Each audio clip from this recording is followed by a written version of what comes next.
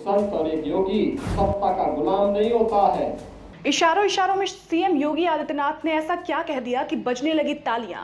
आखिर सीएम योगी ने क्यों दिया ऐसा बयान जो हो गया वायरल? क्यों सीएम योगी को लेकर होने लगी अलग अलग चर्चाएं? चलिए आपको बताते हैं।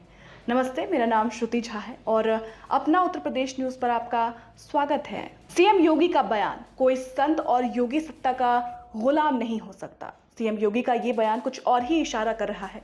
लोग इसके मायने निकाल रहे हैं। करीब 12 मिनट के अपने संबोधन में सीएम योगी आदित्यनाथ ने संत समाज के बारे में ही बताया। उन्होंने कहा कि संत और योगी कभी सत्ता के पीछे नहीं भागते। सीएम योगी आदित्यनाथ के इस बयान के बाद कार्यक्रम में मौजूद लोग जमकर तालियां भी बजाने लगे। देखिए सीएम योगी आदित्यनाथ ने क्या कुछ कहा, सुनिए। एक योगी के द्वारा ही संभव था, एक संत के द्वारा ही संभव था। उच्च कुलीन परिवार में जन्म लिया, लेकिन उन्होंने कहा नहीं, छूत और अस्पृश्यता के भाव को त्यागना होगा, तभी ये देश सुरक्षित हो पाएगा। और यहाँ के दलितों को, वनवासियों को, यहाँ के जनजातीय समुदाय को उन्होंने बड़ी संख्या में अपने शिष्य के रूप में स्वीकार करते हुए उनके जीवन को प्रशस्त करने के लिए अनेक कार्यक्रम चलाए। तो दूसरी तरफ मुगल आक्रांताओं को भी उन्होंने उस समय सबक सिखाने के लिए सांझा को भी डपट करके भगाने का काम किया था, जो उनके चमत्कार को देखने की प्रतीक्षा कर रहा था। उन्होंने विदेशी आक्रांता उस समय के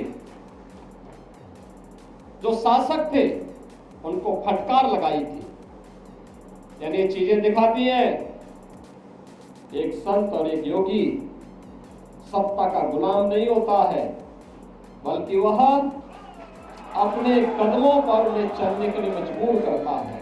और यही कार्य आज से 425 वर्ष पहले इसी रामगढ़ गांव में जन्मे पूज्य बाबा अघोराचार्य कीनाराम जी महाराज ने अपनी दिव्य साधना के माध्यम से हम सबके सामने प्रस्तुत किया। सीएम योगी के इस बयान से साफ है, उत्तर प्रदेश की सियासी जमीन पर भारतीय जनता पार्टी एक बार फिर हिंदुत्व के मुद्दे को खाद पानी दे रही है। इसकी कमान खुद सीएम योगी आदित्यनाथ ने संभाल रखी है, क्योंकि पीछे लोकसभा चुनाव के नतीजे हैं और आगे उपचुनाव की चुनौती है।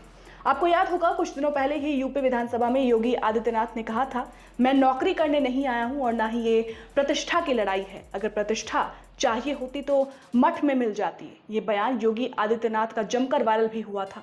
इससे पहले भी जब एक बार सीएम योगी से पूछा गया था कि दुनिया सवाल करती है कि भगवा वस्त्र पहनकर राज सिंहासन पर बैठे हुए हैं, इस पर सीएम योगी ने कहा था कि यह भारत की वास्तविक परंपरा रही है। जो लोग भारत को नहीं समझते वो ऐसा सवाल कर सकते हैं, लेकिन इस देश का योगी ही राजयोगी बना है। उस राजयोगी के रूप में दायित्व का निर्वहन दिल्ली में मोदी जी बैठे हैं और उन्होंने उत्तर प्रदेश की जिम्मेदारी मुझे दी है।